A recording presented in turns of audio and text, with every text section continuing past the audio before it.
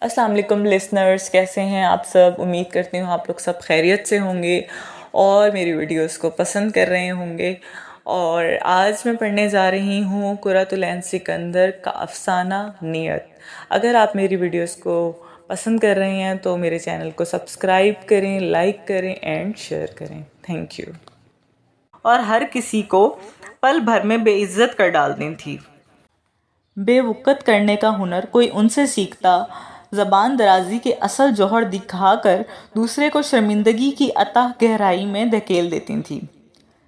کیا بات ہے رمزو بھیا، کیا کھانا سواد کا نہیں؟ رمضان کو گہری سوچ میں دیکھ کر زہرا بیگم نے ان کی توجہ کھانے کی جانب مبذول کروانا چاہی تھی۔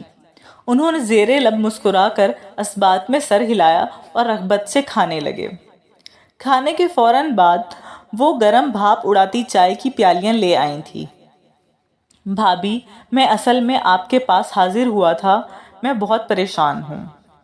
رمضان نے ٹھہرے ہوئے لہجے میں اپنا مدح بیان کیا، جس کا لب لباب فقط یہ تھا کہ اب وہ عابدہ کو بھی نسرین کے رنگ ڈھنگ اپناتے دیکھ کر بے حد پریشان ہیں۔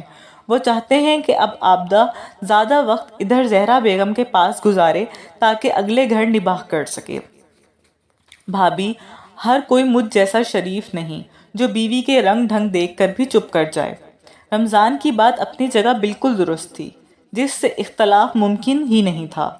ٹھیک ہے بھیا، آپ عابدہ کو بھیج دیں کہ میں حتی المقدور کوشش کروں گی کہ اس کی سب گھر گھرستی میں طاق کر دوں، زہرا بیگم نے ان سے کہا، مگر وہ پریشان سے ہو گئے تھے۔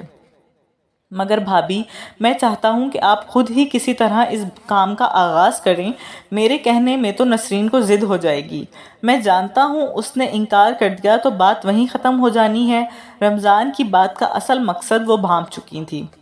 قبل اس کے کہ زہرا بیگم کوئی جواب دیتی، پہلی مرتبہ ریاض صاحب بولے۔ رمضان، برا مت ماننا، قصور تمہارا بھی ہے۔ یہ مرد ذات اگر عورت جیسے سرکش گھوڑے کو لگام نہ دیں تو وہ گھوڑا بے قابو ہو کر دوسروں کو بھی نقصان پہنچا دیا کرتا ہے۔ ایڑ لگانی پڑتی ہے، مگر یہ ایڑ سختی سے، تیزی و سرعت سے نہیں، بلکہ محبت سے، اعتماد سے اور اپنائیت سے لگتی ہے۔ جب عورت کو خود ہی گھر کی چابی، گھر کی مالکن کا درجہ دے دو تو پھر اسے یہ حق چھیننے اور کسی طرح سے ہتھیانے کی حاجت نہیں رہتی۔ ریاض کی بات پر رمضان کا سر جھک گیا تھا۔ تاریخ گواہ تھی کہ نسرین سے پہلے اس گدی پر نسرین کی ساس سائرہ براجمان تھیں۔ سائرہ نے ایک دن بھی نسرین کو سکھ کا سانس نہیں لینے دیا تھا، اور اب اس کا بدلہ شاید نسرین اپنی زبان کے چابک سے سب سے لے رہی تھی۔ مگر ان کی زبان کے تیر بسا اوقات خود پلٹ کر ان کے اہل خانہ کو بھی گزن پہنچانے لگے تھے۔ ان کی اسی زبان کی سختی کی بدولت ان کی بیٹی کا رشتہ بھی نہیں طے ہو رہا تھا۔ وہ اپنی دانست میں اب مار کا سر کٹ چکی تھیں، گھر کی مالکن بن گئی تھیں، حتیٰ کہ اپنی بہو پر بھی وہ سارے داؤ پیچ آزما رہی تھیں جو ماضی میں ان کی ساس نے ان پر آزمائے تھے۔ دوسرے لفظوں میں تاریخ اپنے آپ کو دہرا رہی تھی۔ پھر اب کیا ہوگا بھابھی؟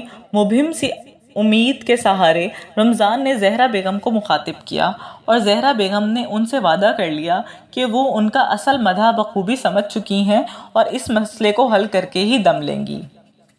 سعدیہ، کپڑے دھل گئے ہیں کیا؟ نسرین کی آواز پر سعدیہ بوکھلا کر صحن عبور کر کے راہداری میں آئی، جہاں مین گیٹ کے قریب کھڑی ساس نسرین کہیں جانے کو پرتول رہی تھی۔ جی بس کپڑے پھیلا رہی ہوں، سعدیہ نے پھنسی پھنسی آواز میں جواب دیا۔ وہ جانتی تھی کہ ساس کو ذرا سا اونچا انداز سے مخاطب بھی سخت ناپسند ہے۔ اچھا ٹھیک ہے، میرے آنے تک آلو گوبھی کاٹ کر سبزی بنا لینا، آٹا بھی گوندھ لینا۔ وہ چادر سر پر اوڑھتی نکل گئی تھی۔ ان کا رخ سیدھا زہرا بیگم کے گھر کی جانب تھا۔ زہرا بیگم نے نہ جانے کیوں آج نسرین کو بلاوا بھیجا تھا۔ نسرین جب گھر کا دروازہ عبور کر کے راہداری سے اندر صحن میں داخل ہوئیں تو ایک بچی ان کو ڈرائنگ روم کی جانب لے گئی۔ وہ حیرت زدہ ڈرائنگ روم میں داخل ہوئیں۔ سامنے ہی موجود دو نفیس سی خاتون تھیں۔ عابدہ بھی سر جھکائے بیٹھی تھی اور زہرا بیگم کے لبوں پر میٹھی سی مسکان سجی تھی۔ وہ نسرین کو ہاتھ کے اشارے سے ایک جانب بیٹھنے کا کہہ کر ان خواتین کی جانب متوجہ ہوئی تھیں۔